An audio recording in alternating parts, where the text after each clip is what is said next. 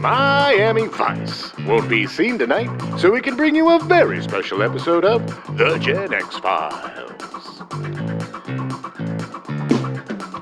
Welcome to The Gen X Files. I'm Jim. I'm Adam. And today's show is all about bad boys. Bad boys.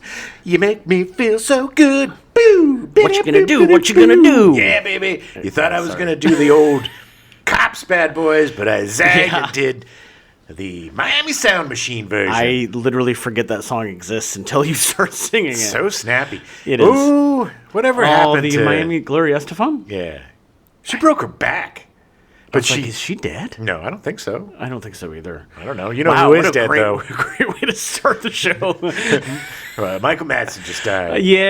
Just got bad news just before we started recording. Bad news. Yeah.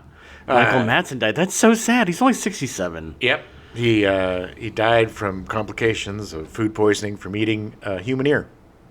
Oh. Yeah. Wow. Yeah. Anyway, nice. Bad Boys. All right, Bad Boys. We're here to talk about Kids in Trouble. Yeah, we are, man. Week 2 of our Kids in Trouble month. Yeah. You know, we got a big one from '83. Bad Boys. Bad Boys. It's really interesting. I'd never seen this movie. I was surprised I'd never seen it. Sean Penn is amazing in this movie. He really is. Very talented guy. Sean Penn, he is an example of talent overcoming everything. Because look at him. I mean, he's got that tiny little lipless mouth that is always open. Tiny weird mouth. Those beady eyes. That hair that's right out of the Three Stooges. Yeah. He looks like Larry Fine. He was trying to grow his hair out. Uh-huh. Yeah. Because apparently wigs aren't method enough. He is just the anti-Hollywood star. He has no really movie star amazing. Good looks or anything. He is all talent. He's just 100% talent. He is, and it's really a tale of as old as time that you are able to get over how much everyone doesn't want to be around you because you're so talented. Oh, God. Watching him's great. Working with him would probably be a nightmare. I told the story before of my friend who was a camera assistant on Crossing Guard. Oh, yeah. He was working as a director, not an actor, and he had some issues, some serious issues. Well, we'll definitely talk about the issues he had from a very young age. They did. Here's just some taglines from Bad Boys. Oh, yeah. Just to bring you back to 1983. Yeah. Think of yourself in the dark theater with your popcorn and your jujubes and your giant Coke. And all of a sudden, here comes the trailer. In a world, sorry. Yeah, no, not in a world. In their world, if you're 17 and still alive, you're a survivor. That was in Australia. Then there's only one person left who believes Mick O'Brien can make it. ... Mick O'Brien. You know you're not supposed to say the ... Oh. Ellipses. There you go. That's Mick O'Brien. Life has pushed him into a corner. Period. And he's coming out fighting! It's really interesting because in comparison to Over the Edge, this is so the Hollywood version of that story. 100%. This is... if you listen to our last show, Over the Edge, which we absolutely love that movie. Yeah, it was phenomenal. It is one of the best depictions of kids, like most realistic depictions of kids ever in cinema. It's almost documentary. It's so good. Yeah. Cinema verite, as we like to say, because we're snoots. But this movie is the closest Hollywood's going to get to exposing, the trials and tribulations of the youth correctional facilities. And look, they didn't shy away from rape. They didn't shy away from violence. They didn't shy away from a lot of the institutional problems. But they did it in a very Hollywood way. I had a really hard time believing, and I think this is the biggest fault of this movie. And I like this movie, don't get me wrong. Mm-hmm. But I think the biggest fault is that I never thought of them as being kids. Exactly. Like, they could have been 20, they could have been 25. It's the Grease problem. Yeah. Right? Yeah. Like the movie Grease, where half of the cast are in their 30s playing 17. Well, but even beyond that, it's the fact that at least with Over the Edge, like the establishing shots of the kids were them being kids. Yeah. Like doing kids stuff. Right. And granted, yes, they all looked much younger because they were younger, but at the end of the day, I mean, Sean Penn could pass for 16 or 17 in this movie. Yes, he looked like an older 17. But the fact is that they introduced them doing bad stuff, and then all of a sudden it's like, oh, they're in school and they know each other, and it's like, oh, okay. Well, they're bad boys. That doesn't really matter. I mean, but it just didn't matter. Well, you're right. They didn't set up. Yeah, look, you're absolutely right. They didn't set these people. They tried to a little bit set up what their family was with, Esai Morales, his Paco. True, yeah. With his... The mom was very much trying to get him on the straight and narrow. And well, more so trying to keep him from corrupting his little brother. That's true. I think the mother is like, you're a lost cause. We need the money from whatever you're doing. Keep bringing money home, but don't take your brother. Yeah. But let your brother be a kid for a little while longer. Yeah. We don't, we see Mick. He goes home. No, his mom is banging some dude in the bathtub. Yeah, she obviously didn't care. And so we get a sense of their home life isn't super stable. Yeah, But I think it was more about the institution rather than the kids. This one was. Yeah. I would agree. I think that was a negative, but in terms of like Hollywood teen movie, it was pretty gritty, right, and it, but it was especially when they got to the. I will say one of the genius moves on the director's part was casting people that looked 40 to be in the juvenile correction, because then Sean Penn and Esai Morales looked like they were 15. Yes, but and Eric Gurry's Horowitz looked very young. He was young. I mean, he was the only one that was actually of age. And they did have the extras were actual reform school kids. So yeah, I mean, yes. The funny thing is that the two that look the oldest were probably actually reform school kids. Well, and again, people looked younger back then, man. I know. We were drinking whole milk with all these hormones. Kids were growing full beards. We looked older? We looked older back then. What did I say? Younger. I looked younger, but everybody else looked older. I have a baby face. You're absolutely right. But this movie, it's been a long time since I've seen this movie. I don't think I've seen it since, I think last time might have been college. Okay. So, 2 years. But, and I was a little worried if it was going to hold up. Yeah. But look, this kind of is in the same vein of like Taps or, the other Hollywood Kids in Trouble, or Outsiders, It's these obviously Hollywood movies that dip their toe into societal ills. Yeah. And they can only go so far. And when you're casting Ally Sheedy and Esai Morales and Sean Penn, these are good-looking Hollywood folks. They don't look like typical teens. No, totally the opposite of everything from the last movie. Well, it kind of goes to show that, the evolution from the 70s to the 80s. In the 70s, just showing kids as kids, very androgynous, as you pointed out last show. Yeah. And kids didn't give a crap about what they wore. It was just whatever their parents bought them at Sears, the cords and the T-shirt. It didn't matter. Yeah. Because all they wanted to do was get out and do their thing. But just 4 years later... Here we have another, teen thriller, if you want to call it that. Right. And instead of casting kids, they cast these adults, not, I mean, young adults. Young adults in most of the roles. And it is a very kind of Hollywood formulaic film, but it doesn't. That doesn't make it bad. No. That's the thing. Is that we were watching this. It's the first time I'd seen it, and I was like, when I realized, I was like, oh, it doesn't matter if they're kids or not. I was like, I don't know. And then, but the movie won me over as it went. I was like, okay, it was a good depiction of, like you were saying, a good depiction of a correctional facility for kids. Yeah, no, definitely. And what was really interesting is, and what I really liked about this movie is that all of these kids were guilty of what they did. Oh, yeah. It wasn't like, Sean Penn was wrongfully accused and thrown into the juvie and has to... They were all bad boys. He was a bad boy. I mean, the first shot of him knocking down that old lady and taking her purse... Yeah. He's a piece of shit. No, he is. He is. There's not really any good people. Esai Morales is a piece of shit. Horowitz, super likable. Oh my God, he was my favorite thing in the movie. Everybody's favorite thing in the movie, but that MFer murdered 3 people in a firebombing. The wrong people. Well, okay. Yes. I mean, by his own admission, he wanted to murder the people that were making fun of him, and instead he murdered the 3 wrong people. And then you have the only real innocent is Ally Sheedy. Yeah, but she gets, she's totally, but she's totally like defending the dude who steals old women's purses. But she sees the good in him. She doesn't see that part of him. She's going to fix him. Well, dude, I mean... I know it sounds cliche, but... I know. Let's be honest. I know. There's a reason why bad boys are popular. Yeah, I know. I used to be a bad boy. Yeah. I wouldn't eat my veggies.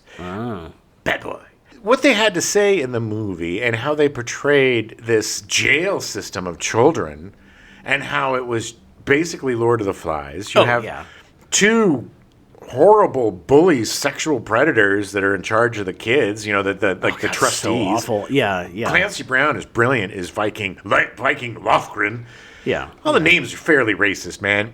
You got, Mick O'Brien is the Irish guy, and you've got Paco is the, and then the worst is the poor Asian guy who, I think, wasn't he like one of the guys that was helping sell the cigarettes and stuff? Yes. Yeah, his name is the Chink.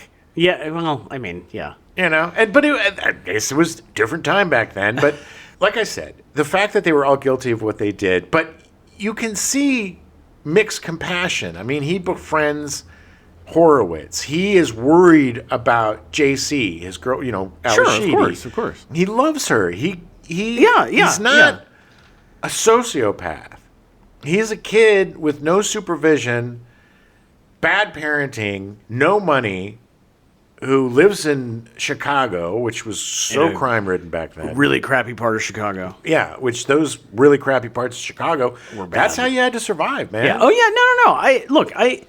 I'm not saying that he's a bad person or anything. And to Sean Penn's credit, I mean, he gave that character so much depth. Very much. Like he did good, and the writing for the kids was good. Mm-hmm. It was just the setup I had issues with. But no, I get it, and also coming from seeing Over the Edge to this, yeah. If it was in reverse, I think we probably would have enjoyed this a lot more, or been less nitpicky. Yes, agreed. Agreed. It is hard to compare to Over the Edge, which is a brilliant movie. But I also really enjoyed Reni Santoni. He was really good as the adults in the movie are pretty good. Most of them are trying to help the kids. They're also showing a little bit of wear. I mean, they definitely gave depth to the characters. Well, yes, like you said, wear. There's just this, and this was again with Over the Top. There's just this exhaustion. Over the Edge. This is the same thing with Over the Edge. Over the Top is the... Over the top, there was no exhaustion because you got to go over the top, baby. As long as you turn your hat around, you got to do the finger thing. Got to do my finger roll. Anyway, we're not talking about Over the Top. I wish we were. No, I don't. So after watching Over the Edge, which was so realistic, this is what Hollywood does with very serious issues. Yeah. And to the filmmakers' credit and the cast credit, they pull it off. And it's like a Brubaker for kids kind of situation. I mean, the movie is successful in what it is trying to do, which is depict kids that have issues and them trying to get better. The movie definitely won me over. It's worth seeing for sure. Yeah. I mean, I would recommend seeking it out.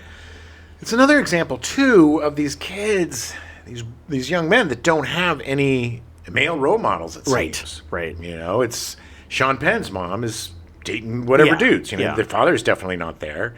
Esai Morales, single mom. Father's not there. No kids. He does see his father. He does, but the dad obviously, he kind of quote-unquote pretends to be like, oh, I'm going to do something, but the kids don't listen. Well, the dad's a horrible example because he's like, Dad, you've been looking for a job for 8 years. You're here at the bar well, I'm looking during the day. And it's like, bullshit, you know? Yeah. I'm the only one bringing in money for the family. I don't want a job. I have money coming in. I'm creating my own business. Yeah. And unfortunately, there was a lot of really smart kids in Chicago, New York, Los Angeles, but they didn't have the opportunities to go to college or business school, so they were great businessmen when it came to drugs or guns or, you know, nefarious things. And there is a talent, and you have to be smart to run a goddamn drug business. You have to have good business acumen to be able to successfully run a drug empire or drug business. Yeah. You put it perfectly. Look, at the end of the day, you got to make your ends meet somehow, and you got to take care of your family, and if that means you got to steal a purse from an old lady once in a while. These kids have no opportunity. Yeah. Right? Yeah. And one of the best examples of that is when Tweety gets out, and just a couple of weeks, maybe a month later, he's dead. They're trying to rob somebody and he gets blown away. Because the recidivism is insane. It is just a factory, you know, and it still is today. It's a factory where you send kids to prison, these reform schools. They don't reform them. Right. They just cement their criminal activity, and then it's just this systemic going in and out of prison, whether it's juvie, then prison, then you graduate to big boy prison. Yeah, they give you a chance to try to be normal, and then you go to big boy prison. Because we don't believe in redemption in this country. We believe in punishment. Right. And unless you show people another way, a better way, and give them the tools to be able to follow that path, then what choice do these people have? Right. No, agreed. And I think this is a really good example of that, is that they're just housing these kids, right? They're just keeping them until they're 18, and then they're sending them somewhere else. Yeah, they're just keeping them on ice until they can go to real big boy prison. Yeah, you know, yeah. They're not going. They'll get out. Yeah. This was before you could try kids as adults. Right. So it was a loophole. You know, there were you could murder 3 people when you're 15, spend 3 years in juvie, and get out, and your slate is clean. And then you never commit another crime again. And you're good forever. Yes, always. I want to believe that Horowitz never committed another crime. Or should I say, never got caught. Yeah, Horowitz. But again, it was because it was a Hollywood movie, it was fun. It was, you know, it's... Oh, yeah. You want to see what happens. You care about Sean. The beauty about Sean Penn, he may be a ridiculous human being. Who knows? Yeah. All intents and purposes. He's done some really good stuff. Look, going to Haiti, and, you know, he has a definite hero, God complex. But whatever you think of him personally, he is an amazing actor. Yeah. And I forget sometimes just how great he is, because, you know, I haven't really seen anything he's done in the last few years. Or directed. I just kind of lost interest in him. Yeah. You know, there's some movie with him and Ty Sheridan on where I think he plays a cop or a EMT or something, and I've hovered over that a couple of times. I'm just like, I can't. I'm not in the Sean Penn mood. But this Fast Times, you know, that Vietnam movie with Michael J. Fox. Casualties of War. Thank you. Such great performances. Yeah. And he loses himself in those performances. And really, this movie sinks or swims on Mick. Oh, yeah. And being able to relate to such a scumbag and to find the truth of the character and find, you know, the good in him is just a testament to how talented this man is. Sean Penn is very unique for me in the fact that I always stay away from his movies. And every time I watch a movie of his, he wins me over. Of course. Every time. Colors, man. Oh, yeah. You know? Yeah. Which I think about that movie, and I think about it, I don't like that movie. Well, you're not supposed to. But he's fantastic in it. He and, what's Baldy McGrump's name? Duvall. Yeah, Robert Duvall. He and Robert Duvall are so good together. I mean, because they're exceptional actors. Oh, and they work really well together. And they're They are amazing at playing assholes. Oh, they are so good at being dicks. So you got double dicks. It's so great. It's not, It's not a great film. No. By any stretch, it's flawed, but it is a really good example of how corrupt and effed up the LAPD was back in the early 90s. Thank God it's changed. Oh, yeah. Yeah, we've learned our lesson from Rampart and the Rampart scandal. And much like Juvie is so much better now, 40 plus years later. Yeah. It's not exactly the way it's depicted in Bad Boys. Oh. It's so different now. Bad boys. My absolute favorite thing about the depiction of the Juvie is that he's like, we got rules. And he's like, here's the points or whatever. They never really explain what the points are for. Right. And he's like, the points. And he's like, smoking is 400. And then they all turn around and everyone's just chain smoking. Yeah. It's like, oh, I get it. Smoking was like 2,000. Like fighting and all that stuff was like 1,000, but smoking was the most. And everybody was doing it. It didn't matter. Because nobody gives a crap. What are the perks? You get an extra Jell-O or something? They didn't ever explain that. I mean, they never explained the point of being good inside the juvie. It's also so weird that the cells, quotes, had those kind of French door, glass-paned doors. It's weird. It was weird. Dangerous. Yeah. Glass-paned door. I guess it's to make it not seem so much like a prison. I guess. But I don't. Or so they can look in. I get. But it's not. Yeah, I guess you can look in bars. What? What is that? How that works? Oh man. Anyway, let's get into it because I'll talk about it for days. Yeah. Take yourself back to 1983. Oh yeah. March 2nd, compact discs go on sale in the United States. Remember what the first compact disc was? It was Bruce Springsteen. Yeah. Yeah, I don't remember the album, but it was Born Bruce in the Springsteen. USA, right? Was it Born? It might not have been Born in the USA. I don't know. It was a Bruce Springsteen, though. But it's definitely Bruce Springsteen. We did a whole episode about it, so if you want to know more, listen to our CD episode. Yeah, we covered the hell out of compact discs. We covered every single square inch of a compact disc. March 18th, CBS broadcasts Still the Beaver, a 2-hour television movie which reintroduces the adult actors reprising their child characters from the original 1957 to 1963 sitcom Leave It to Beaver.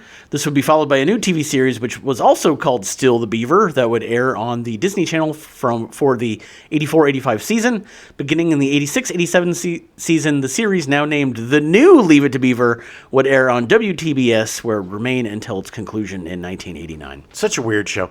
That was a time, too, where we were bringing back all the old shows in new ways. Yes. So this was kind of like a Wonder Years type of... Because I think he had a kid. Barbara Billingsley was back on it. Hugh Beaumont, I'm pretty sure, was dead by then. Well, it's like the Happy Days. Like, it was all just a throwback to the 50s. It was like, we got to get back to the goodness of the 50s. Well, it was like when they brought back the Brady Bunch, but tried to make it into this 30-something drama. Oh, God. And everybody, it was like, they had like the Brady Brides, and then it turned into like Brady. And it was, where Mike becomes a serial killer. Well, it was more like, Dynasty or something. It was just like, nobody wants to see the Bradys. Nobody cares about that. No, first of all, none of them are good enough actors to pull off drama. No. The writing in that show was atrocious. The original show was atrocious. It was bubblegum. It was fun. I know. But people didn't want to put broccoli on their bubblegum. I remember... I probably watched it. It was the day before my birthday. It was an early birthday present. Oh, that's right. Yeah, you're like, hey, finally they brought back the Beav. I loved Leave It to Beaver. Oh, did you? As a kid. Did you watch the sitcoms? It was kind of dead by the time, even with all this bringing it back stuff. Like the originals, I never saw reruns or Wally, why are you doing that, Wally? Shut up, you little goof. I'm going to go hit the beaver. Oh. Don't be so hard on the beaver. That's what we all would say. It was always funny when Barbara Billingsley talked about the beaver. Don't be so hard on the beaver. My favorite thing that Barbara Billingsley ever did, by the way, was in Airplane, where she was the jive interpreter. Oh, that's right. She was so good. My God. She was so funny. I love her so much. March 25th, Sweden reestablishes diplomatic ties with the Vatican after a 450-year interruption. Sweden broke off relations in 1534 in keeping with the rise of Lutheranism. On that same day, Bad Boys is released in theaters. Bad boys. What you gonna do? What you gonna do? You make me feel so good. If I knew the song better, we could totally do a remix. Yeah, we could. Yeah. Bad boys. I actually think somebody did that. I think somebody did that. Yeah. Do when they come for you. So, yeah, this is a much better Bad Boys 2. Just want to point out than the Will original Smith Bad Boys. Or not the original, the awful remake of Bad Boys. It was a remake. Will Smith's name was Mick O'Brien, and And I think Martin Lawrence was playing Horowitz. Oh, really? Yeah, I mean, he's about the same size. Mm-hmm. Yeah, that makes sense. So Bad Boys starts with Robert Solo, the producer, who was looking for a Jimmy Cagney story set in a modern-day reform school.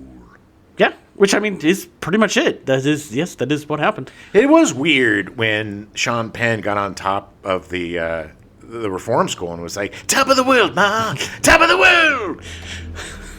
I just thought it was an homage. Before he jumped out and ran away to go see his girlfriend? Yeah. Rat-tat-tat-tat.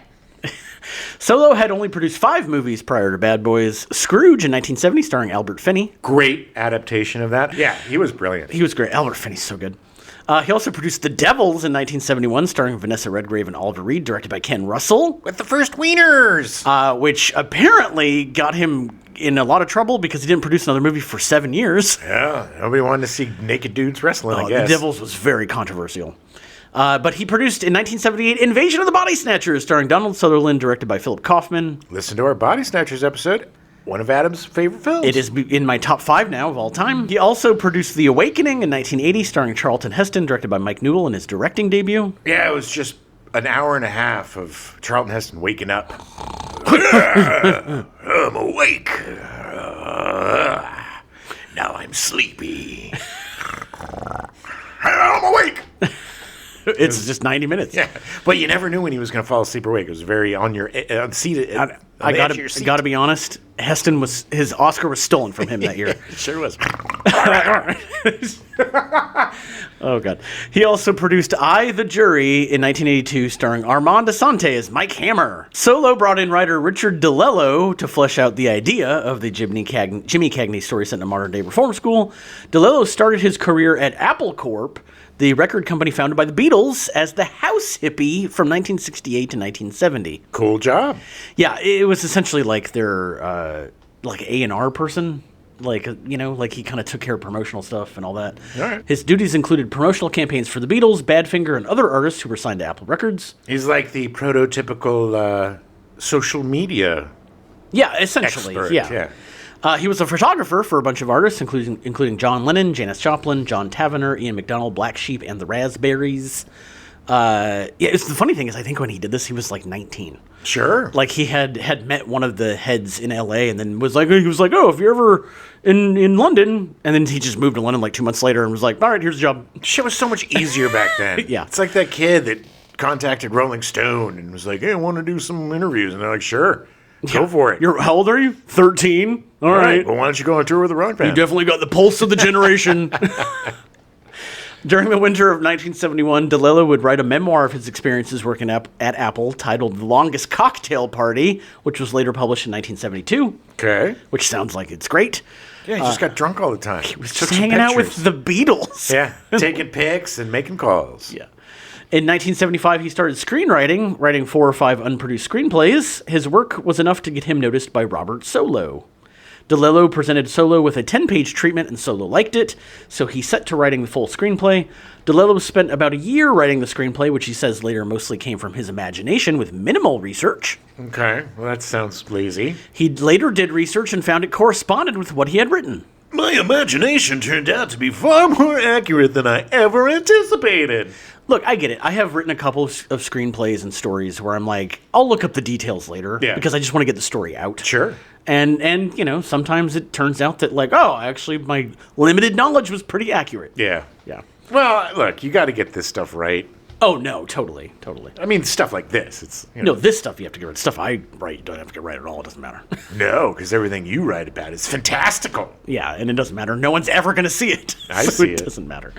Solo brought in Rick Rosenthal to direct. Yeah, baby. Rosenthal had only directed one feature film before Bad Boys, Halloween 2, released in 1981.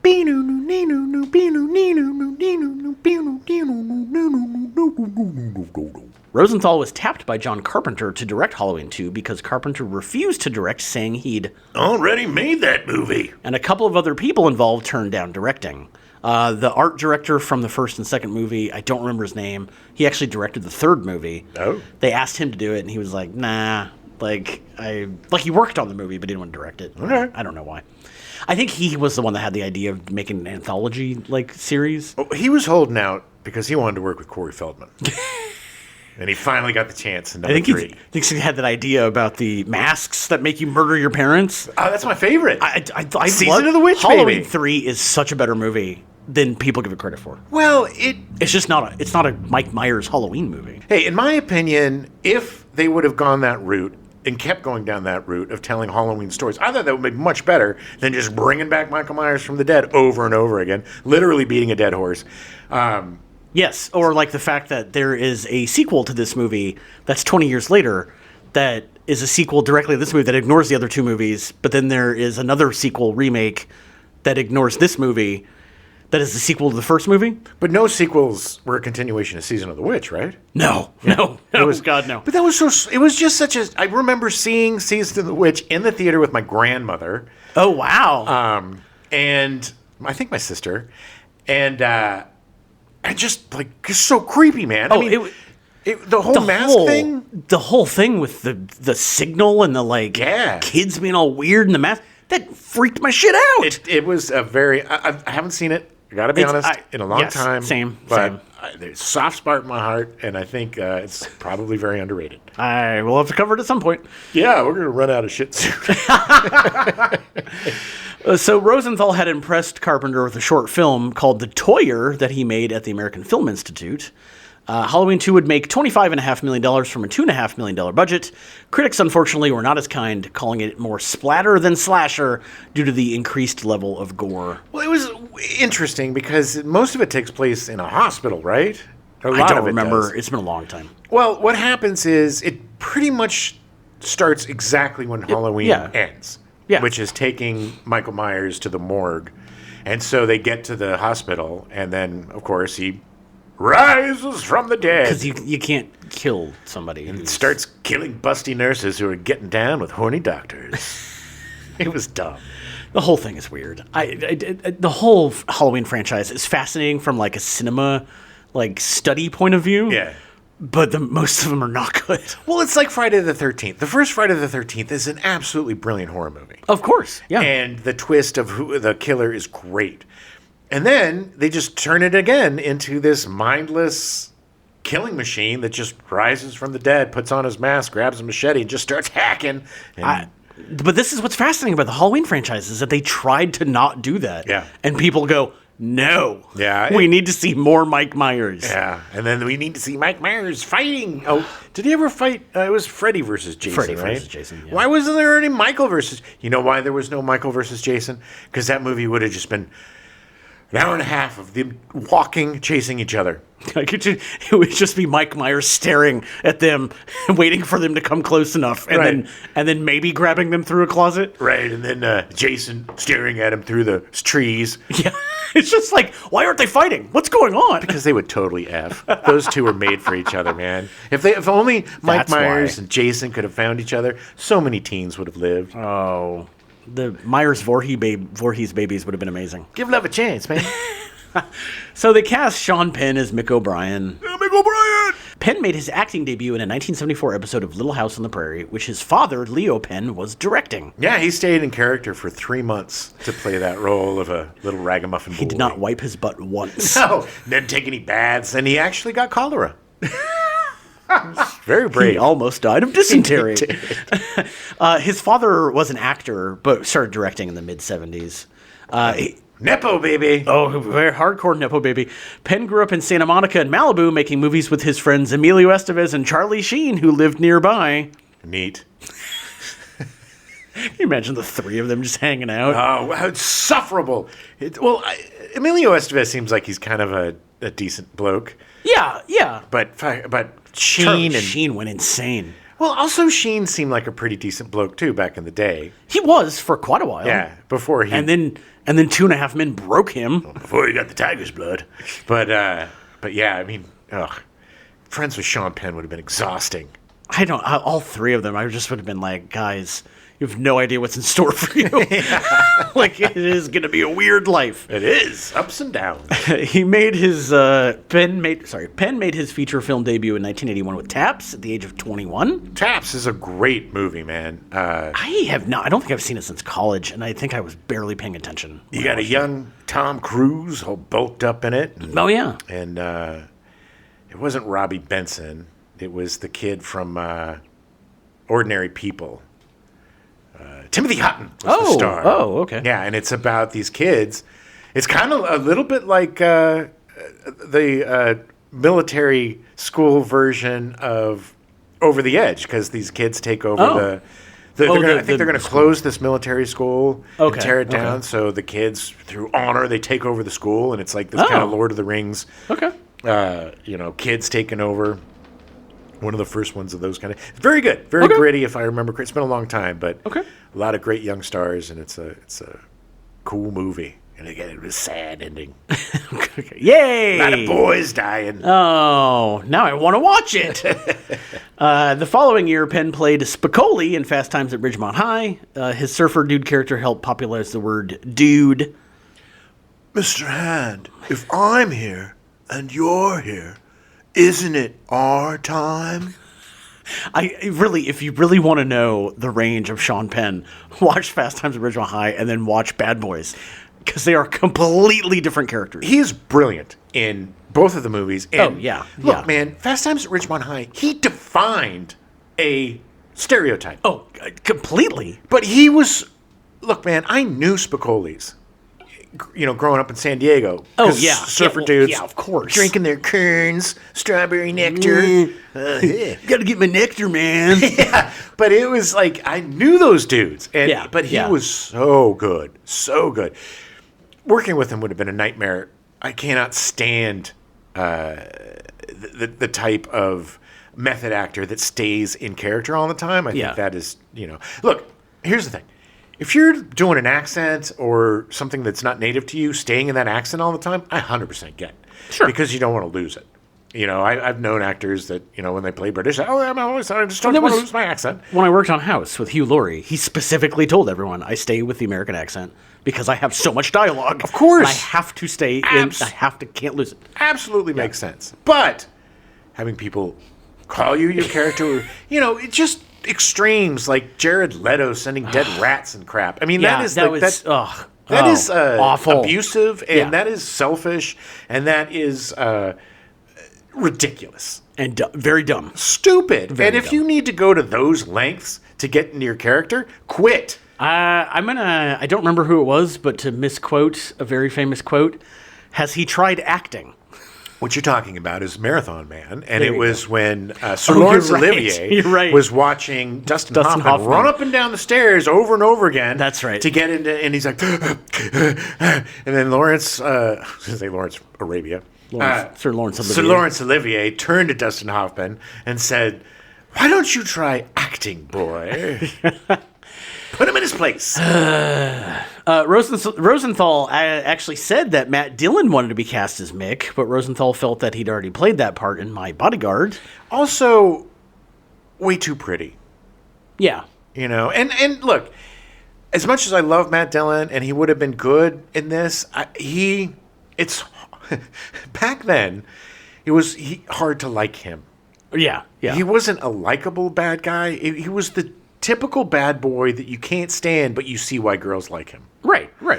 I think Sean Penn, at least in their careers, at this point in their careers, had a lot more depth and access to emotion and being able to round out the character. Agreed. I don't know if Dylan was there yet. Rosenthal also auditioned Tom Cruise and Kevin Bacon for the part. Penn ended up winning the role from a convincing reading. Yeah, Cruise, at least back then, too. Cruise would have looked like he was like 13. Also, he was too good looking. He was too pretty and too young and pretty. And just too... And definitely did not have the acting chops. No. He did not. But Kevin Bacon, interesting choice. Kevin Bacon could have pulled it off. I would have been interested to see that. A little hard to believe him back then as a tough boy, but he's good. I mean, I think he could have been convincing. Yes. Yeah. I would. I mean, by far, Sean Penn was the best choice. Yes. Yeah. Penn wanted to have his teeth filed down and capped with ugly tops and have maybe a few cracked ones. But Penn's mother, a dentist's daughter, intervened, ruling that ruining perfectly good teeth is definitely going too far. And she's absolutely right. It's ridiculous. It's the hubris of youth. It's like, look, being a younger actor, you want to become the part. You know, I've gained weight. I've done. You know, you do all this stuff because you think, oh, I need to do. And when you get older and more comfortable and easy in your talents, you don't need all that shit. No. Even this early in his career, Penn was into method acting, and during the production insisted that everyone call him Mick. You say Dick or Mick? I'll call you Dick. No, Mick. I said Mick. Okay, Dick. In the scene when he first enters the reform school, he insisted that the actors who lined up spit in his face and throw things at him. So disgusting. It was all real. All that spit on his face was real. All I could think of is, you ever been spit on?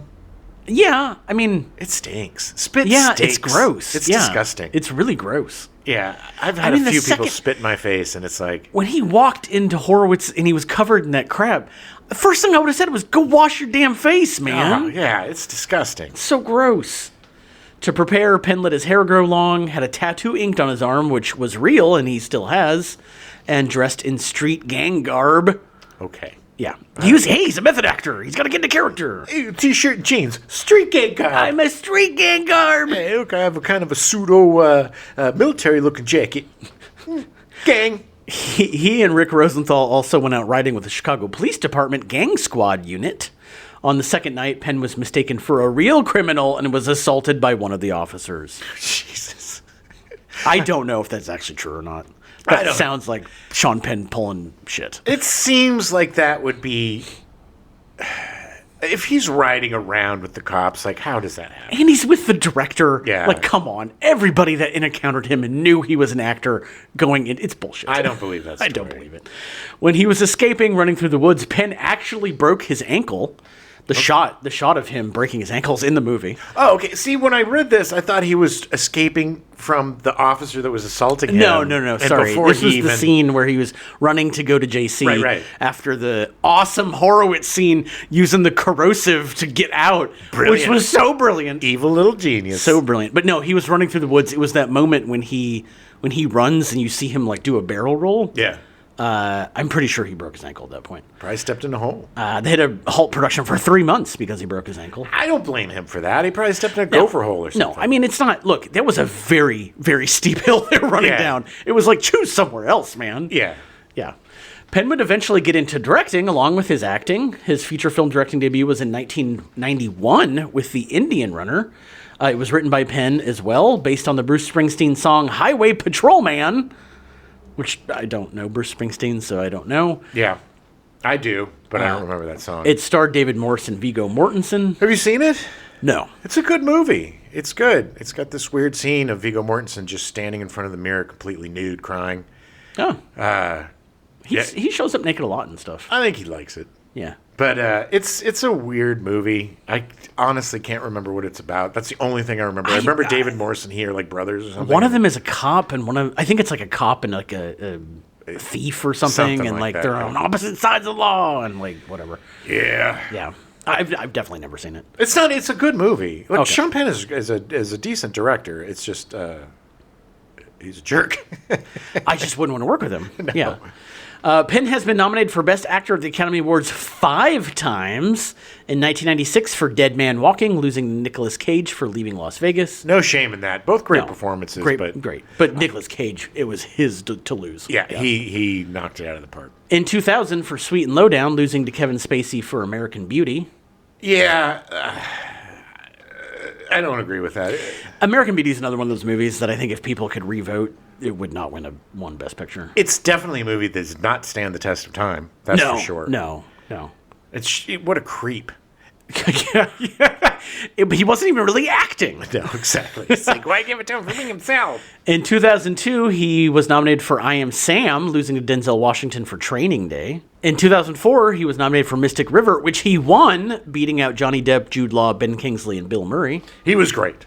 Is that my daughter in there? That was a great movie, and it was a tough year that year. Yeah, Clint Eastwood directed Mystic River. Oh, that's right. Yeah. Kevin Bacon's in that. Yeah, he is. It's a really good movie. It's a great movie. In 2009, he was also nominated for Milk, which he won again, beating out Richard Jenkins, Frank Langella, Brad Pitt, and Mickey Rourke. It was a very tough year, too. It was. I will say, Sean Penn as Harvey Milk was, and I hate saying this word, but iconic. Oh, it was amazing. So good. Look, he is very good at disappearing into roles. You know, you give him the right role, and he will chew it up. There is an angry passion or something to him that goes into his roles that it is a passion, I think. Yeah. There's a certain secret sauce that he has that most actors don't. Yeah. And when he has the right role, whether it's this or Mystic River or Fast Times, it's like you're right. There are iconic performances from him. Well, he's definitely one of those Granny's nepo baby, but like he discovered how much he loved acting at a very young age. He's an artist, and it never went away. Yeah, he's an artist. Yeah, he's not an actor. He's an artist. Yeah. Penn will next be seen in One Battle After Another, co-starring Leonardo DiCaprio, Benicio del Toro, and Regina Hall, directed by Paul Thomas Anderson, adapted by him from the 1990 Pynchon novel Vineland. Okay. The other Pynchon novel he directed was Inherent Vice. So One Battle After Another sounds fascinating. It's DiCaprio, I think, technically plays the bad guy. Okay. But it's essentially about a group of mercenaries that have come back. I think they all did something really bad, and DiCaprio decides he wants revenge or something, and he goes after them. And there is a trailer out. I looked it up. It looks like it's a comedy, but I'm not entirely sure. Well, so did Inherent Vice. Yeah. But you should watch the trailer. It looks fascinating, but I love Paul Thomas Anderson. Oh, yeah. So I'm very excited to see. I think Sean Penn plays the head of the mercenaries or whatever that went over there. Oh, he always does great work with a good director. So. Yeah. Oh, yeah. It'll be good. Esai Morales was cast as Paco Moreno. Paco! Morales' first acting gigs were in New York, being born in Brooklyn to Puerto Rican parents and having attended the School of Performing Arts in Manhattan. His first feature film was 40 Deuce in 1982 from director Paul Morrissey, who worked extensively with Andy Warhol, starring Orson Bean and Kevin Bacon. Okay. I've never seen this movie. I don't really know Paul Morrissey. I kind of went on a weird Paul Morrissey rabbit hole. Interesting. Because the Andy Warhol thing. Bad Boys was Esai Morales' biggest film in his early career and led to some other notable roles, playing an Iranian during the 1978 Iranian Revolution in the CBS miniseries On Wings of Eagles, starring Burt Lancaster and Richard Crenna as H. Ross Perot, adapted from the 1983 book by Ken Follett. Okay. Yeah, I just was very surprised when I found out that there was a miniseries based around H. Ross Perot. That's right. Here's conversations. I'm going to get and also, Richard Crenna was 1.5 feet too tall for that part. This huge conversations. We're going to get rid of taxes. I'm Ross Perot. I like chickens. The whole movie sounds awful, or the miniseries sounds awful. But it's like about two CEOs or people that work at a company that get kidnapped in Iran. They were trying to do a deal, and then they have to send in the CEO of the company, and it's H. Ross Perot. I'm coming in. I'm gonna get you guys back home because they hate the sound of my voice. I just had no idea this existed. I'm gonna run for president. In 1985, he guest starred on Miami Vice, Fame, and The Equalizer. He was great on Vice. Oh yeah, yeah, I remember him on Miami Vice. Miami Vice had some of the greatest celebrity, Julia Roberts, Bruce Willis. Yeah. It was a huge show. Everybody wanted to guest star on. Yeah, Ed O'Neill. Baby.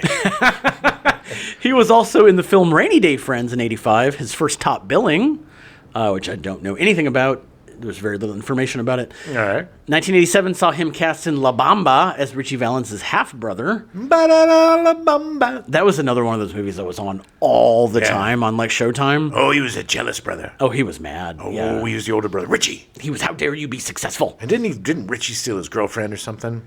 I think she was... I wouldn't say stealing sounds like he did it on purpose. They heavily implied that Richie Valens' brother sabotaged that plane and murdered him. It is not how that happened. He murdered him? Unless he was able to make a snowstorm happen in the middle of Iowa. He was a witch. It's a very known fact. That same year, in 87, he was also in The Principal, starring Jim Belushi, Louis Gossett Jr., and Ray Don Chong. Yes, one of the many weird high school movies where people would come in and clean up the school with a baseball bat or something. And Jim Belushi was a tough guy. Yeah, and I think the end of that movie is like Jim Belushi in a fight with a student. Yeah, probably. This is back when Jim Belushi. They were all trying to Lean on Me and stuff. They were trying. Well, Lean on Me was a good movie. I know. That was based on on true, and it wasn't him fighting people. It was. Wasn't that That was based on the real principal, and that was the... Yeah, it was Morgan Freeman. Morgan Freeman. Morales has had a long career, more successfully in TV. He appeared in 66 episodes of NYPD Blue. Yeah, he was. That was like his biggest thing. He was in 18 episodes of Caprica. That was the sequel series. Sequel to the new Battlestar Galactica that came out. I don't know if I watched Caprica. I watched the first 4 or 5 episodes, and then I kind of got bored with it. Yeah. He was in 6 episodes of Criminal Minds. I remember that. Yeah. 10 episodes of From Dusk Till Dawn, the series. Never watched that. Yeah, no. I've actually heard it's pretty good. But but it was on some weird network. Yeah, it was something I'd never heard of. He was also on 10 episodes of Ozark.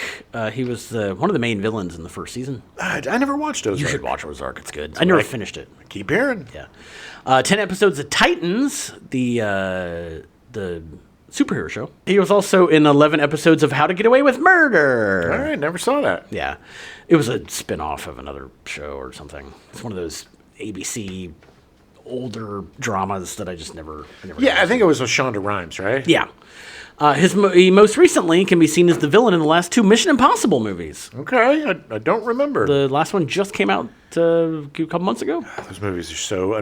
those movies are like... Avatar. Only thing I remember is the end of the very first movie with the helicopter coming so close to chopping Tom Cruise's face in half. Yeah, in the tunnel. Yeah, because he's on the front of a train. John Voight was a traitor. All of it somehow makes sense. The only thing I remember about the first Mission Impossible is I watched it with the old man, or the old man watched it, and he was like, "Man, John Voight looks like shit." I'm like, that's makeup. They made him look that way. He said, no, that's what he looks like. He looks like shit.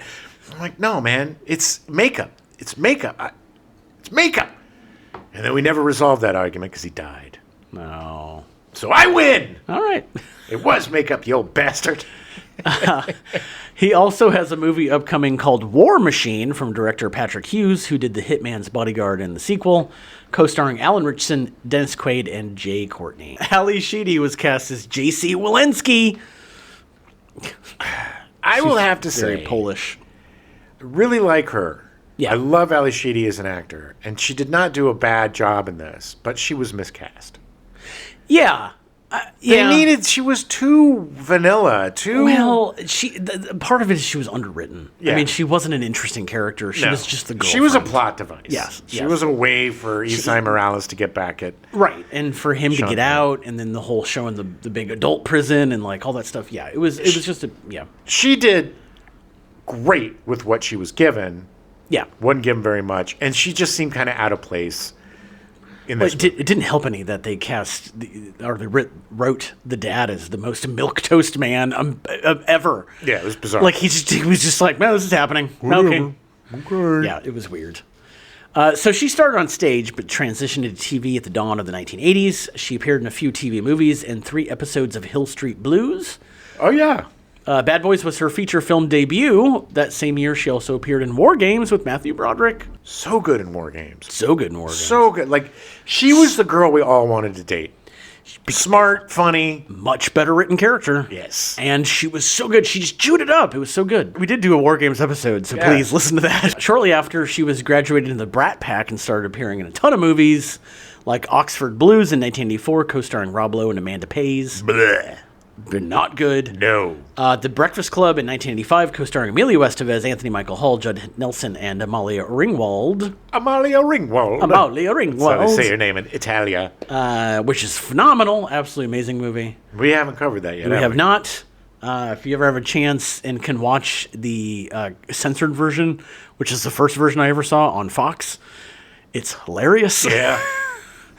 St. Elmo's Fire, also 1985, co-starring Emilio Estevez, Rob Lowe, Andrew McCarthy, Demi Moore, Judd Nelson, Andy McDowell, and Mayor Whittingham, considered by many to be the preeminent Brat Pack movie. It is awful. It is awful. The most amazing thing is that the Gen X subreddit, I will occasionally see people, but once every 2 months, someone will pop in going, I never saw St. Elmo's Fire. How is this so bad? Oh my God, it is what killed the Brat Pack. It was awful. Because we were all like, oh my God, everybody's in it. Everybody. It's going to be like Breakfast Club. And then it was just so stupid. It was bad. All I remember is stupid Demi Moore. She's like in this room. She's going to kill herself or something. I don't know, wind blowing through the window. And And I also remember Rob Lowe with his little earring and long hair playing the saxophone, shirtless saxophone. Because everything had to have a goddamn saxophone in the 80s. How much I don't like this movie, everything about this movie, every time I hear St. Elmo's Fire, the Chariots of Fire theme song goes through my head. Because that's what I remember about St. Elmo's Fire. St. Elmo's Fire, the theme was this saxophone. Awful. Yeah, it was bad. Yeah. It was bad. She was also in Blue City in 1986, co-starring Judd Nelson and David Caruso. Ugh. Another one of Jim's favorite movies. God damn it. I loved Judd Nelson as a kid, and I was looking forward to this movie, but it's just another one that's stupid. He comes back to town, and something's corrupt, and David Caruso's his buddy, so he's got to go after the big bad guy or whatever. It was dumb. Nobody knew what to do with Judd Nelson. Yeah, it's really too bad because he's so good. Wow. In 1986, she was also in Short Circuit and the 1988 sequel, Short Circuit 2. Number 5 is alive. That's a lie. I do it every time. Just Movie's to make a you lie. All right. So, although I loved both those movies. I mean, Short Circuit 2 is not very good, but... Well, you just love it for the Indian character played by... a non-Indian person? Yes. Yeah. I love it because it was a robot that came to life. I know. It was the biggest dick tease of a trailer ever. In 1991, she appeared in Only the Lonely, co-starring John Candy, which also is in my top 10 of favorite movies of all time, which we also covered not too long ago. Yeah, do yourself a favor. That is such a great and lost movie, and it's, in my opinion, one of her greatest performances. Totally agreed. So subtle, so good. And John Candy is brilliant. Maureen O'Hara is brilliant. Everybody in it is awesome. And Such a great movie. It's Chris Columbus's best film. Yeah, which isn't hard, but... saying a lot. Yeah. Unfortunately, got to give him credit. You hate that. But listen to our Only the Lonely episode to hear my feelings on Chris Columbus. It's funny. I think that you have come around on Chris Columbus. I have, which makes me even madder. Yeah. Yeah. It's I don't really, want to, but he won me over. It's really affected how you behave. You've turned into a jerk. I literally walk by cars and break windows now. God damn you, Chris Columbus! And they all think that you're like, oh, he hates Christopher Columbus, the imperialistic They agree with asshole. me. I literally had a bunch of people follow me breaking windows too. But then they realized you were talking about the director, and they're like, wait, what? Yeah, and then they got mad. This isn't political. And then they punched me. Yeah. Yeah. It was awesome. Yeah. Ally Sheedy most recently appeared in 20 episodes of Single Drunk Female, a comedy series that aired on Freeform for 2 seasons. She has something else coming up, but it looks awful, so I don't want to mention it. It's a shame. She's an amazing actor. She would show up on stuff like, I think she was on Psych. Did a great reoccurring character on that. It's always fun to see her. It just sucks that we don't get to see her very often. I know. She's so talented. I always have a soft spot for Ally Sheedy. I love Ally Sheedy. Yeah. Reni Santoni was cast as Ramon Herrera. Ya pajamas! Santoni's first leading role was as a young actor in Enter Laughing in 1967. He was cast into the role of delivery boy David Kolowitz after being scouted by Carl Reiner. And as listeners to the show know, that David Kolowitz was my first starring role in a play. I got to play. I was in Enter Laughing as well. Yes. Hardest role I've ever played. First starring role I've ever had. Probably the hardest acting job I ever did. All was just cake from there. I was good back then. I was hungry. Santoni would play Inspector Chico Gonzalez in Dirty Harry in 1971. Yeah. He, I believe, did he die? One partner survived. I don't think it was him. I think he might have died. I don't remember. Is this Dirty Harry the first one? The first one, yeah. Yeah, he probably died. I think he died. But I could be wrong. But he was very young. He was like college age and was very young. And he actually did the whole Dirty Harry line of, this is why they call him Dirty Harry. Because he always takes the dirtiest job. He always gets the short end of the stick. Short end of the stick, yeah. It didn't make any sense, but... I think technically the line is he got the shit end of the stick. Yeah. So they call him Dirty Harry. Dirty Harry because he's shitty. Yeah. He was like, he was straight out of college. He was a rookie. Yeah. He was very young. But, hey, look, every time, everybody's like, oh, Dirty Harry, he's a racist, whatever cop. Not true at all. No. He just cared if you were a good cop. Didn't care if you were black, white, Asian, or a woman, which were all of his partners. Yeah. And the only thing is, you're going to die. Yeah. In a lot of longevity to career is Dirty Harry's partner. The year before Bad Boys, Santoni would appear in Dead Men Don't Wear Plaid, directed by Carl Reiner. I've got your pajamas. Yeah, we did cover that actually some time ago. March. Was that March? Yeah. Wow. Feels like it was 18 months ago. No, Dead Men Don't Wear Plaid, amazing movie. Very fun. You should check it out. Super fun. And listen to our episode. That's what we were talking about, the pajamas. Pajamas. God, he's so good and it's so funny. I can't see him without thinking of that. And when we were watching the movie, we must have said it 1,000 times. It's like, lights out, kids. Get your pajamas on. Make sure you're wearing your pajamas. Oh, you're sad? Oh, let's get you some new pajamas. It's so great. It's so great. He's great in this, too. He's so good in this. Yeah, yes. He's great in everything. It's just that sticks out. So it's just such a funny scene. One of the funniest scenes in the movie. It's so good. It's so good. He's great in it, too. He's so good, yeah. He is great at comedy and drama. And the thing is he is so believable. Oh, yeah. No, he comes off like a hard ass in this movie. But then there's the whole sequence where he's like, dude, just keep your shit together for 6 months. He cares about all these kids. Like, yeah, I know that you care about your girlfriend. I know that you want to get out of this. Be good. And he listened. Yes, and Sean Penn was trying to. And even after he got beat unconscious, he was trying to help the kids. He wasn't trying to get out there and beat them. He was like the good guy. Yeah. That was, it must be so difficult to have empathy and a heart.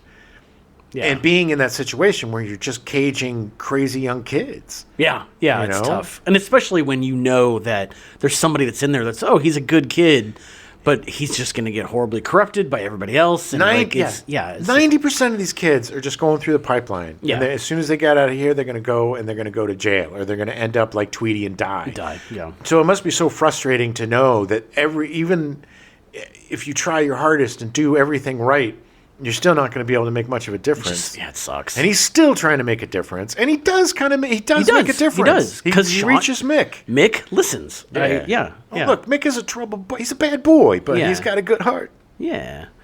The same year he appeared in Bad Boys, Santoni was also co-starred in the short-lived TV series Manimal, where Simon McCorkindale turns into any animal he chooses. Simon McCorkindale was a handsome man. Simon McCorkindale has the greatest name of all time. Pretty cool.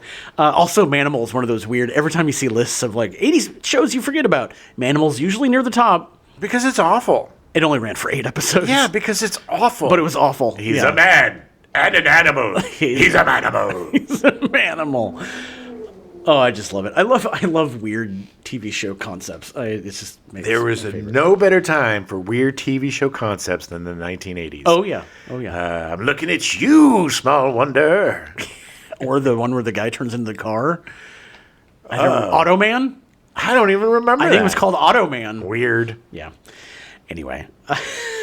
Santoni would appear in Brewster's Millions in 1985, starring Richard Pryor and John Candy. Yeah, that's a stupid movie. I need to watch it again. I feel like I remember liking it, but it's been a long time. It's another one of those. I'm pretty sure it was a remake, but it was another one of those high concept, dumb, spin the wheel comedies where it's like. Oh yeah, no, he had to spend money within a certain time or something. Richard Dreyfuss. Richard Pryor. Inherits all this money. He's a baseball player. John Candy is his catcher and best friend. Oh, yeah. And he is tasked to spend $1 million within a month or something. 30 days, yeah. Only give a certain amount to charity. And it's the stupidest conceit because they try to make it really hard to spend $1 million and make it seem like spending $1 million isn't easy.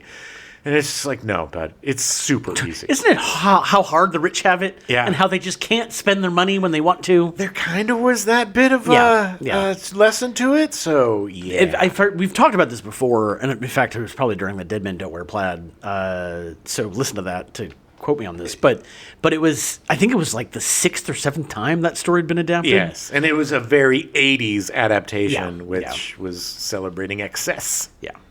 He also appeared in Summer Rental in 1985, again directed by Carl Reiner and starring John Candy. Was he the maitre d'? Yeah, yes, or something. I think he ran the restaurant. Something like that, yeah. Maybe, I don't remember, but he was in it, yeah. Santoni played Sergeant Tony Gonzalez in Cobra in 1986, starring Sylvester Stallone. It's a cobra. It's a cobretti, you know. It's a cop. Like putting a matchstick in my mouth all the time. I'm kissing you like something, but never did. As much as I don't want to, we have to cover that movie at some point. I love that movie. It is such a I guilty haven't pleasure. seen it in a long time. Oh, it is awful. Yeah. But it is such a guilty pleasure. Go to the serial killer, something good. So it has an interesting origin, at least. Yeah. Well, it also, that's where he met Brigitte Nielsen, his Right. 6'2" wife, who For I a few years. did karaoke with. Oh, nice. She hit on me. Nice. Yeah. Congratulations. She was like 60. Later, Santoni would play restaurateur Poppy in 4 episodes of Seinfeld. Poppy, no! That's where Poppy peed on the couch. Poppy pees on I think the couch. Poppy peed on the couch. Poppy peed on the couch. In total, Santoni would appear in over 100 projects. His final film was Going Rogue, also known as Clean Sweep, co-starring Daniel Baldwin, Pepe Serna, and Fabian Carrillo, released in 2020. Yeah. I worked with Pepe Serna. He was a really nice guy. Nice. He died on August 1st, 2020 at a hospice in Los Angeles at the age of 82. No. He had several health problems during his last years, including cancer. Poppy. Bleh. He was great. I always loved Reni Every Santoni. time he papped up. Papped up? Every time he papped up. Like Pappy? Yeah, like Pappy. But look, I mean, Poppy. He would pop up as Poppy. He had such a great range, which the best character actors do. But if you look at Dead One Don't Wear Plaid versus Bad Boys versus Seinfeld, Oh, yeah. it's like three completely different people. Yes. Yeah. Oh, he's great. He was brilliant. Eric Gurry was cast as Barry Horowitz. Horowitz! Good old Barry. Oh, Barry, I can't stand Viking Lofgren. He's gonna get it. Gurry started acting on Broadway, including Woody Allen's The Floating Light Bulb in 1981 at the age of 15. He's another little Woody Allen boy. yeah. He definitely, just like Seth Green, he was that little boyish belt guy, you know? Before he did this, he was always like, oh, hey, I'm a little adult. Here's another one of those little adult guys. His feature film debut was an author in 1982, playing one of Al Pacino's kids, directed by Arthur Hiller. That's where he was definitely the little man. Yeah.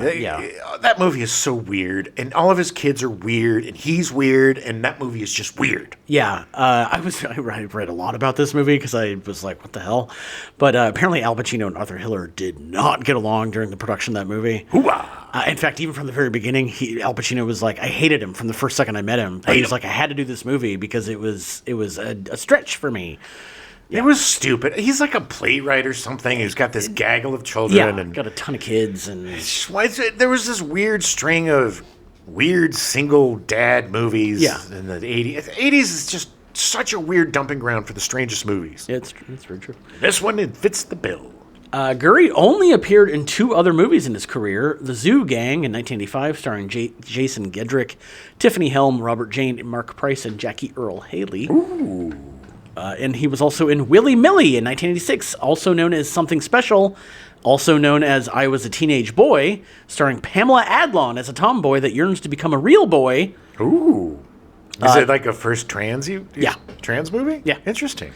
Neither of the movies received very good reviews. I love Pamela Adlon. I've never seen this movie.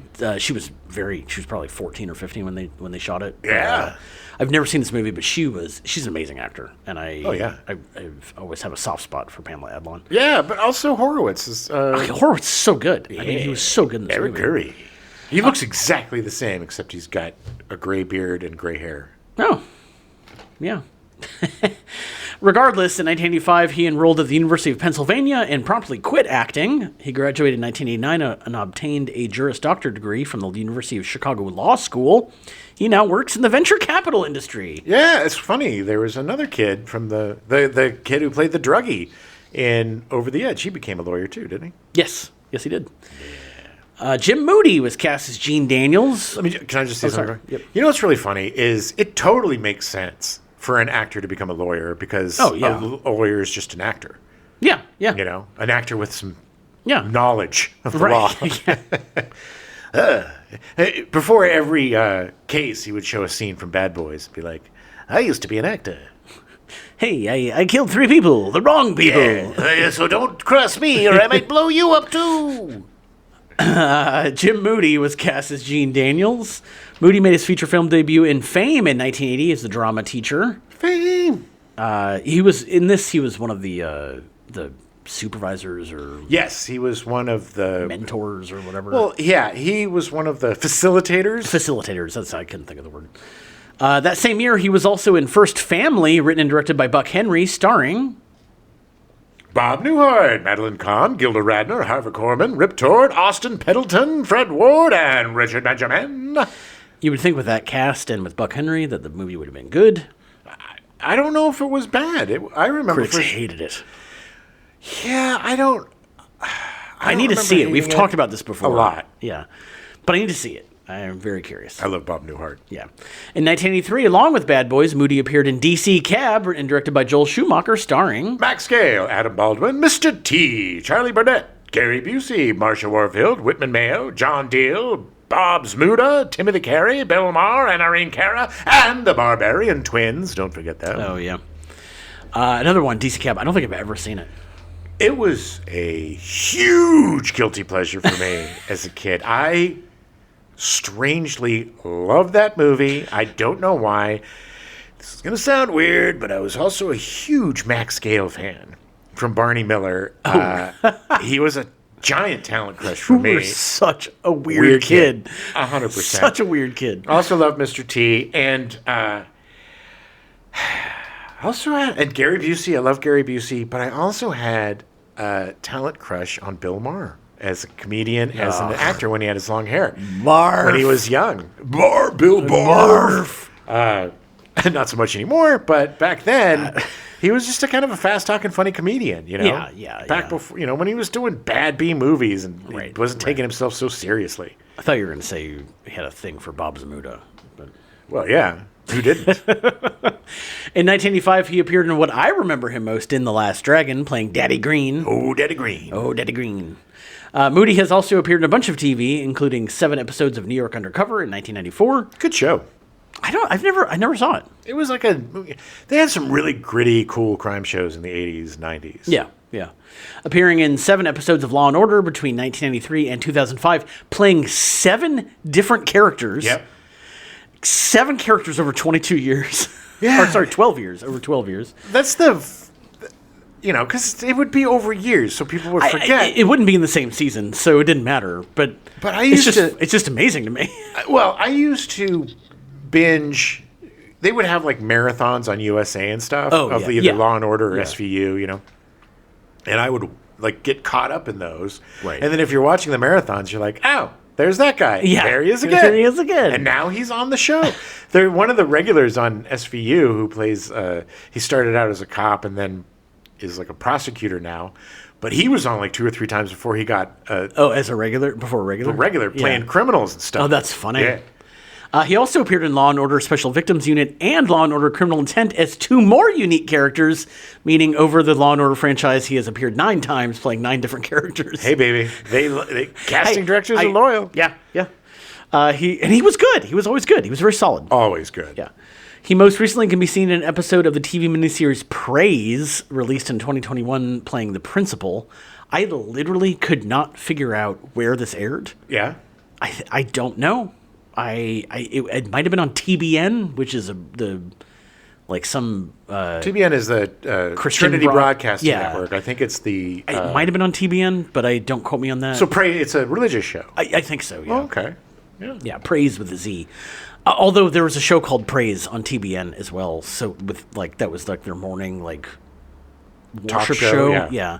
Welcome to Praise. I don't know. It was so hard to find any info about it. All right. Well, he's still alive and still working. He's 75, and he doesn't seem like he's been working as of late, but there's no official announcement he's retired. Well, Jim Moody is a solid actor. Jim Moody's amazing. Throw him in something. Clancy Brown was cast as Viking Lofgren. Which Lofgren in Swedish, do you know what it means? Swede? Greenleaf. Greenleaf. Yeah. Literally, Lofgren means a green leaf. Viking Greenleaf. Yeah.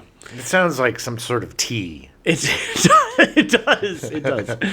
Brown was born into a publishing family in Ohio, with his grandfather having started a Brown Publishing Company in 1920. Good Lord, I had no idea. Yeah, we did. I mean, this is going to be a lot. If you've listened to our Highlander episode, we do talk about a lot of this. Because at that point, I realized that I had no idea about Clancy Brown's background. Yeah. His grandfather was also a U.S. congressman from 1939 to 1965, whereupon Clancy's father resumed his service, serving as a congressman from 65 to 83. His grandfather served with my great uncle. Nice. Because he was Speaker of the House. Right. Before 65? Well, he was the longest running Speaker of the House. It wasn't consecutive, but he was, during World War II and, the 50s and early 60s. He was, okay. The family continued to operate the publishing company until 2010, and then they, publishing died, so that was it. Yeah, nobody was reading print anymore. Print is dead. Yeah. Bad Boys was Clancy's feature film debut, also appearing in an episode of The Dukes of Hazzard that same year. Oh, them Duke boys are going after Clancy Brown. He had the blondest hair in this. It was so creepy. Very disturbing. Well, because he was a Swede. I know, and that curly hair. It was weird. The next year, Brown appeared in The Adventures of Buckaroo Banzai Across the Eighth Dimension. Listen to our Buckaroo Banzai episode. Yeah, and then in 86, he appeared as the Kurgan in Highlander. The only good thing about that movie. There can be only one good thing about that movie, and it's the Kurgan. He was great in that. He was so game. The thing about Clancy Brown, he's been in a lot of shit, but he's never shit.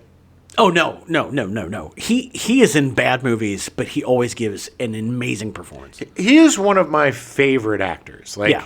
I glommed onto him very young, mostly because of Highlander, I think. Oh, yeah. And I've always loved Clancy Brown. And that dude, whether it's this or Carnival, which he was so brilliant in. Oh, my God, he was so good in that. Or Starship Troopers, which he was great in. So great in that. Or Shawshank Redemption. Shawshank. I mean, the guy took a character that could have been one note and gave him so much depth. He is brilliant at playing bad guys, but I love when he plays good guys. Or when he appeared on Lost. Oh, yeah. You remember him on Lost? He was so good. He was so good. He's always good, but it's a treat to see him play a good guy because it's so rare. I know. That is true. That is very true. I believe I'm replaying Mass Effect Andromeda, and I'm pretty sure he voices the character of the father. Oh, really? Who died? Yeah. Oh. It sounds exactly like him. He was in Detroit Become Human. Yes. He was so good in that, too. It's your profile picture. It's your avatar. It is. It's me. You look a lot like Clancy Brown. Yeah. You're I'm Clancy Brown. Oh, that'd be so awesome. Yeah. In 1988, he appeared in one of my guilty pleasure movies. And the thing that I know him from, or the thing that introduced me to him first, was Shoot to Kill as the antagonist against Sidney Poitier and Tom Berenger. Great guilty pleasure. Such a good movie. Kirstie Alley. She gets kidnapped. And it's so, God, it's just so good. It's so good. She gets Kirst-napped. Sidney Poitier and Tom Berenger had such good chemistry. And just the fighting they would do, but knowing they would had each other's backs. Just so good. Berenger is another one that's just fascinating because he's such a good actor. He was so goddamn good in Platoon. And, But where is he? He's another guy that he did The Substitute. He did another one of those. Oh, he did. He killing the kids movies. Brown has appeared in a ton of movies and TV shows, most recently appearing in 5 episodes of The Penguin in 2024. Which he was brilliant in. I still need to watch that. I think he was Falcone. He was one of the mob bosses, yeah. Oh, okay. No, Falcone was already dead.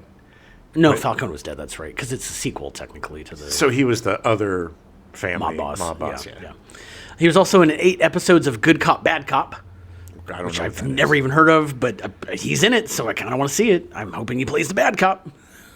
I want him to play the good cop. He will also be seen in the upcoming film Regretting You from director Josh Boone, co-starring Allison Williams, McKenna Grace, Dave Franco, Mason Thames, Willa Fitzgerald, and Scott Eastwood. Interesting. It's a romantic comedy. Josh Boone, I don't know if the name sounds familiar, but he did that Fault in Our Stars and stuff like that. Ugh.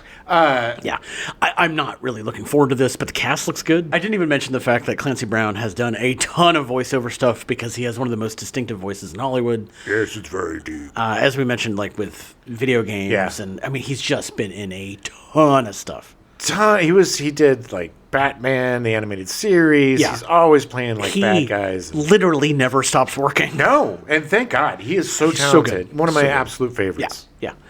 John Zenda was cast as Supervisor Wagner. Ooh. He was one of the other facilitators. Yeah, he's the bald, mustachioed guy. Who always looks surprised by everything that's going on. Yes. And just kind of no reaction. It's no. He looked very true to life as a as a guard or whatever. Hey John, do you think maybe you could react to something? All right, thanks. He learned all of his acting from the silent era. Yeah. It was funny, but he was great in this. I mean, it definitely was very accurate.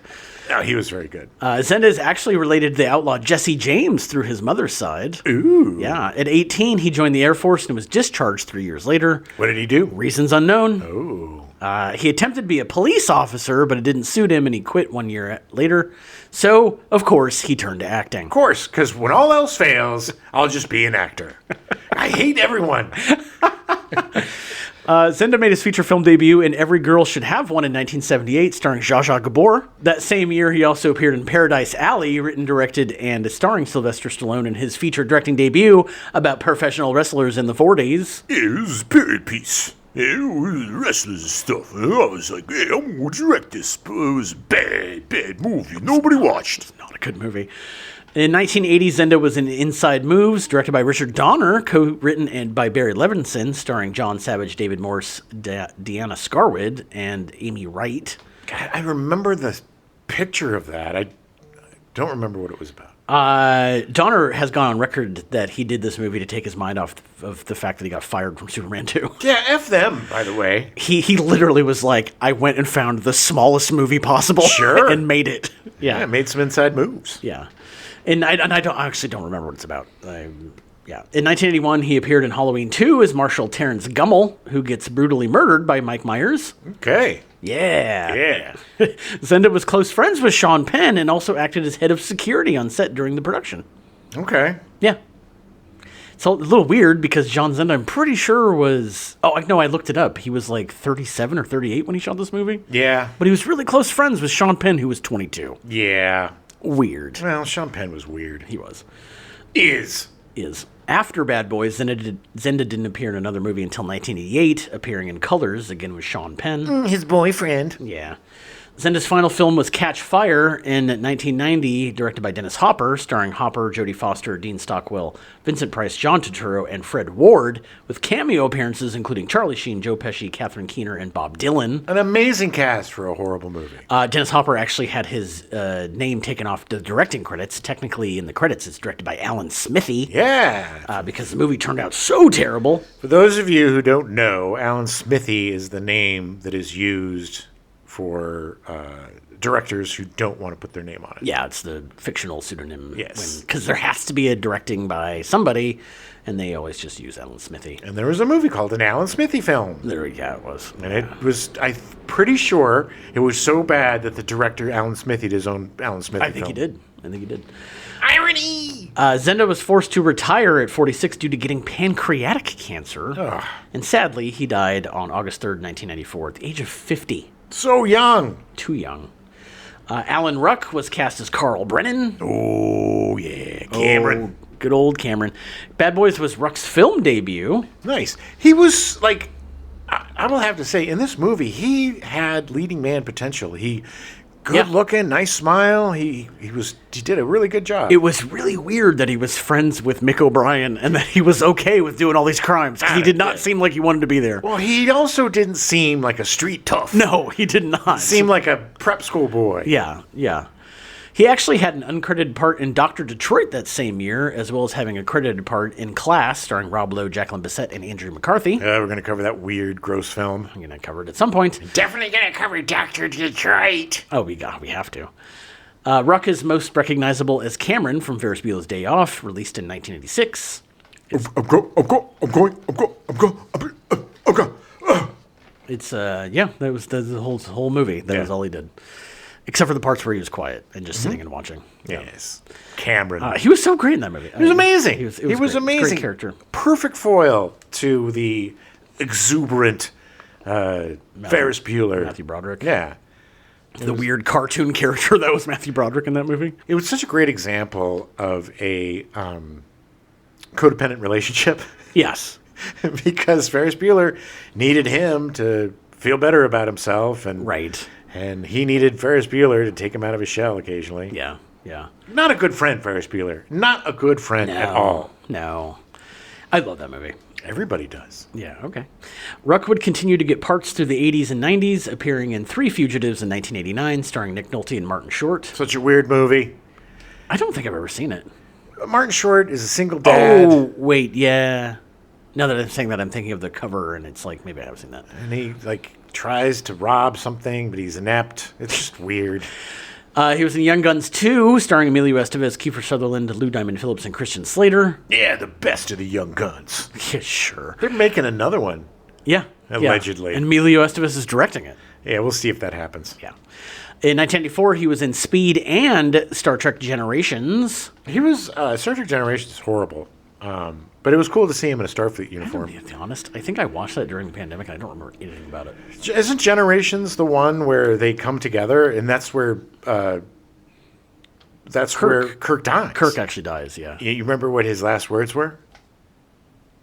It was fun. Great.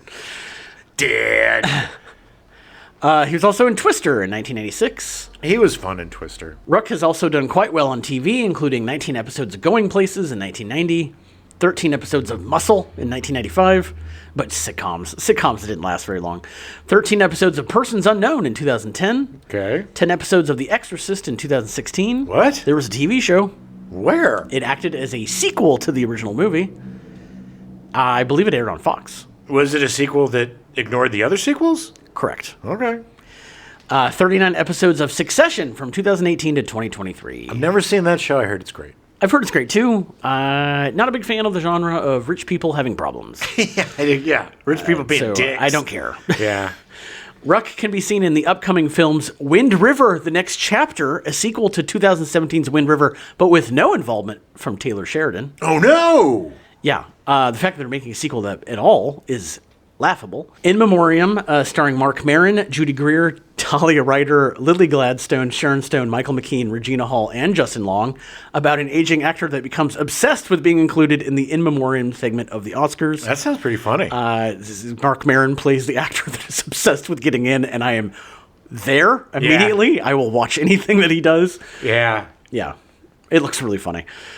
People We Meet on Vacation, starring Emily Bader, Tom Blythe, Lucas Gage, Jamila Jamil, and Molly Shannon. I love Jamila Jamil. Yeah, she hasn't really done a whole lot. No, I also love Molly Shannon. Yeah, they're both great. And he's also going to be in Hershey, a biopic of the Hershey Chocolate Empire, starring Finn Wittrock and Alexandra Daddario as the Hershey founding couple. Who's Finn Wittrock? He was in some other stuff. I don't remember exactly, but I just found it really funny that they're essentially playing a couple from like the 1930s.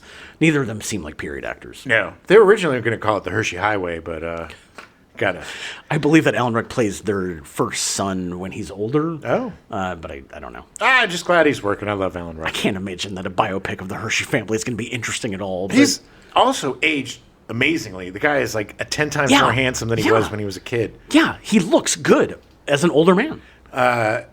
I'm always fascinated and happy when child actors make it through and can be adult actors. I got to be honest. I was really sad when he, spoiler, gets murdered in the first 20 minutes of the movie. Yeah. I was like, damn it. I was hoping to have more Alan Ruck. Nope. Alan Ruck got effed. He got rucked. He did. Jamie Lee Curtis actually makes a cameo as a hooker near the beginning of the movie. Blink and you miss her. Yeah. It was very short. It was a favor to Rosenthal, who had directed her in Halloween 2. Yes. Yeah. So they mostly shot at a real reform school, so a lot of the extras are actual inmates and staff of the reformatory. That's it's smart. Yeah, it was actually referred to as the zoo, which is why they referenced that in the movie. Right.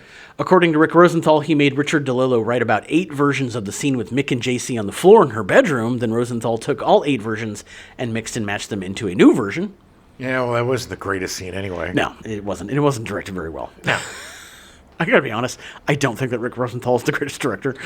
No, but he got certain things. He did certain things really well, but yeah. I mean, the movie's watchable, and he made it enjoyable. It's just there wasn't a lot of depth to the characters, right? And there wasn't a lot of depth to the relationships of these characters. It was yes. very surface, But again, teenage relationships are kind of surface. That's true. That is true. That is true. So, but it was very important to establish how important the relationship between Mick and Ally Sheedy's character were, because that is the impetus, because it gives him a reason to F up, right? But also a reason to not F up. So it was really an interesting, struggle between, do I avenge her or do I not, so I can be with her? The sequence where he finally gets into her house and he sees her and he breaks down is so good. So good.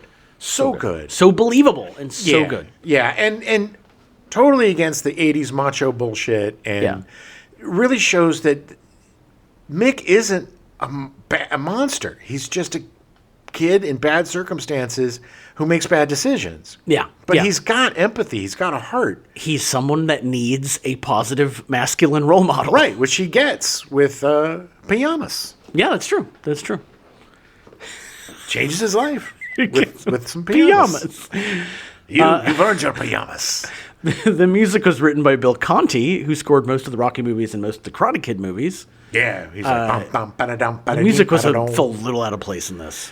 Here's more Hollywood. Yeah, it didn't need movies like this. Don't need a lot of music. No, it felt like there was too much. Yeah, that's a good point. There needs to be this needs to be more cinema verite. Yeah, it needs to be less Hollywoody. I think the problem with this movie is it was a good gritty movie that had too much Hollywood creep in it.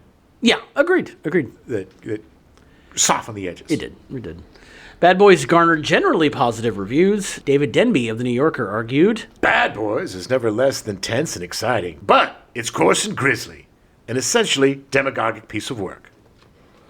In the original review, Roger Ebert praised the direction and cinematography in particular and wrote, The direction by Richard Rosenthal is sure-footed, confident, and fluid. We are in the hands of a fine director. Okay. The movie would go on to make $9.2 million against a $5 million budget. Modest. Rosenthal later said, I think I turned down around 20 or 22 films after Bad Boys. The phone rang all the time. The funny thing is, at the time, I didn't know I was hot. But after American Dreamer, I knew the difference. American Dreamer was Rosenthal's follow-up, starring Jo Beth Williams as a mystery writer who wins a trip to Paris, gets hit by a car, and thinks she's the lead detective from her story. Oh, sounds like Who's Harry Crumb? It made $5 million from a $10 million budget, and Rick Rosenthal almost never worked again. Well, that's sad. That's the thing about Hollywood that sucks. It's like you can have the biggest film in the world, but one bomb and you're out, baby. What have you done for me lately? Unless you're Chevy Chase, then you can have 1,000 bombs. Yeah. They're also, and I forgot to put this in, but they talked about doing a sequel to Bad Boys starring Esai Morales' character as the protagonist, like making him a good guy in the next movie. Ooh, calling it Badder Boys. Good boys? Worse boys. Worse boys. But it obviously never happened, and, No. I partied with Esai Morales. I used to hang out with him at Stephen Still's house to throw some names around. Was he a nice guy? Yes. Okay. No, he was very cool. It was a weird period. I was writing partners with Stephen Still's illegitimate son. Yeah. We would hang out at Stephen Still's house and party, and Esai was there a few times. And really nice guy. I mean, especially to me, he was just a little dork. Yeah. But, yeah, I've always been a fan. This movie is interesting. It's, like we said before, it's not as effective as Over the Edge. Yeah. But as a Hollywood movie, I remember when it came out how controversial it was. Oh, yeah. This was a good mix of realism and Hollywood. I think they got the reform school stuff down pretty well. Yeah. I mean, it was frightening. I mean, the fact that you got Tweety and Clancy Brown's Viking walking around picking out who they're going to rape. Yeah. Basically. Yeah. And they rape that poor kid. Tweety rapes that kid and kills that kid. And then he throws the kid over the thing, and then he gets away with it. Yeah, because nobody wants to snitch. Because they all listened to Matt Dillon. And his adage, my only law is any kid who tells another kid is a dead kid. And that was in Bad Boys. But, Clancy Brown was a great bully. Seeing his comeuppance at the hands of Horowitz and his crazy... Horowitz he literally, everybody that does him wrong, he gets back at all of them during this movie. He does. He's a brilliant kid. Yeah, and, the fact that he would rather die than be put in solitary confinement. Mm-hmm.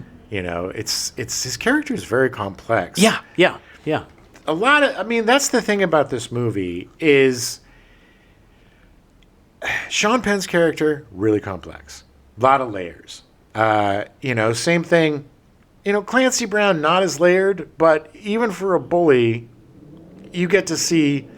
Well, he grows more when Esai Morales comes in, and then. Well, the thing about Clancy Brown that was really fascinating to me was it's the one scene in the classroom where the teacher praises him, and it's like, we have an artist in our midst. Yeah. And this guy's really good. He's not messing with him. Yeah. He's being honest, and he shows the picture, you know, to try to, like, praise this kid and give him something to feel good about himself. But all of the kids just laugh at him and like, homo! And, you know, so it does the absolute opposite of what it's supposed to do. Right. It doesn't inspire him. It makes him... Well, and that's precisely why the teacher then pulls out the article about Tweety being murdered. Yeah. And nobody realizes it's Tweety. Except Clancy. Because they use his real name. Yeah. And Clancy, that whole sequence with him is amazing. Because he gets really quiet and mad, and you can see him just ready to burst. Yeah. And then finally he's like, it's Tweety, you assholes. Even though it goes a little over the top, there's really no bad guys in this. There are victims of their circumstance. Yeah. And even Tweety, who is a horrible rapist and, you know, murderer, he's got depth to him too. Yeah. You know, when Mick takes over, when he beats them both mercilessly with those... the soda cans? Yeah, with the pillowcase full of soda cans was just so brutal. You know, the hierarchy and the whole Lord of the Flies type of situation, you know, where the guards will step in if something gets really effed up. Yeah, yeah. But for the most part, they're just watching. They don't want if somebody's about to die, they will step in. And the fights and stuff, they're just like, let them do it. You know? Yeah, let them. We gotta let them burn off the energy, and then we'll throw them into solitary. But how do you do that, man? I don't. I mean, it is such a small staff too. By the way, there's like 4 people and a nurse, right? Yeah. And they're in charge of what? 50, 60 of... At least 60, of like the worst of the worst. Right. Rapists, murderers, arsonists, kids that a few years down the line would all have been tried as adults and thrown in big boy prison. Yeah. So it's like, how do you do that? It's really interesting, and I think that they do a pretty good job of giving us kind of a slice of life of that. Yeah. You know? I think the downside, yes, is that unlike Over the Edge, they don't look like kids. Right. They all look like actors. You know, at least the stars look like actors, and they have that thing about them. But I think most of them surpass that. But it is that initial, like, like they're all Hollywood. Yeah. Yeah. But more than anything, this movie cemented Sean Penn as a powerhouse actor. Yes. And you can see why he was nominated 5 times for Best Actor. Well, here's the thing, man. Watching this movie as a kid, knowing him as Spicoli, and then seeing him pull off this complete opposite, amazing, depth-filled role, it was like whiplash. That's when I knew. I'm like, Sean Penn, I already loved him from Fast Times because, you know, we all did Spicoli. We all were doing our Spicoli, you know, and especially us in San Diego because we all had, you know, so many surfer dudes. Yeah. So to see him play this, you know, was amazing. Is he always amazing? No. I mean, that movie with Robert De Niro, We're No Angels, one of the worst performances of any actor I've seen. It was just you doing the voice like this, and he's just like, who's the dumbest guy in the world? He's like, what are we going to do? We're no angels. So, but at least he was trying something. He either succeeds spectacularly or he fails spectacularly because he's always swinging for the fences. I didn't even mention The Game, one of my favorite movies. He's so good in that. So good in that as the brother.